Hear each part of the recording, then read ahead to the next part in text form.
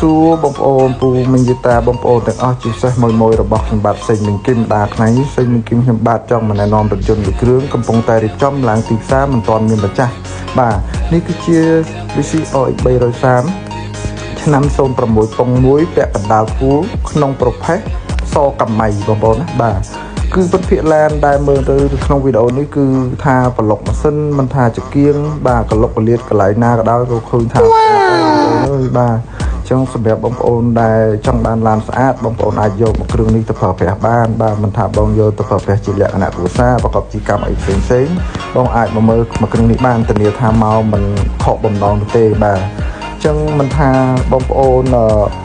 ចង់បានឡានបែបណាទេចឹងបងប្អូនអាចចង់បានអាចតមកខ្ញុំបាទខ្ញុំសេងនឹងគិនបានបាទនៅតាមសាររយៈ page ឬក៏តាម Facebook ឬតាម Telegram ទីទៀតខ្ញុំដាក់នៅខាងហ្នឹងបាទលើហ្នឹង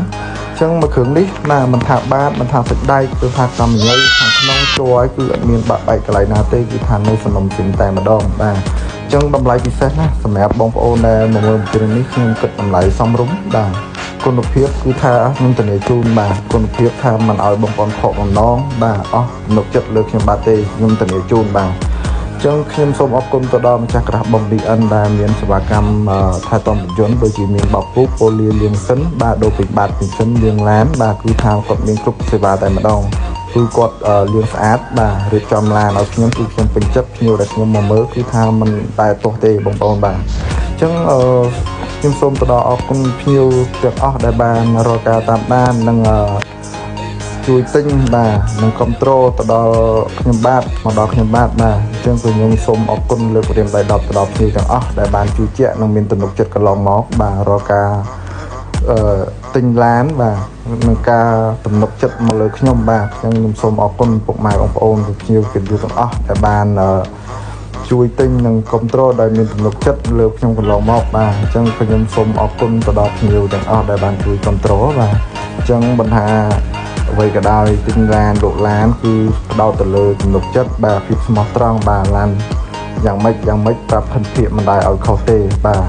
អញ្ចឹងសម្រាប់បងប្អូនដែលចង់បានឡានយកទៅប្រើប្រាស់មិនថាយកបានឡានយកទៅប្រកបជាកម្មអីផ្សេងបងអាចមកមើលមួយគ្រឿងនេះបានគឺថាក្លុកកលៀតក្នុងជ័យគឺនៅស្អាតទាំងអស់បងប្អូនណាបាទហើយសម្រាប់បងប្អូនដែលគាត់ចង់មានឡានចាស់មកវាយដូរយកឡានថ្មីបងប្អូនបាទអញ្ចឹងខាងខ្ញុំក៏មានសេវាកម្មមកវាយដូរបាទទិញជាលុយសុទ្ធដែរបងប្អូនណាបាទ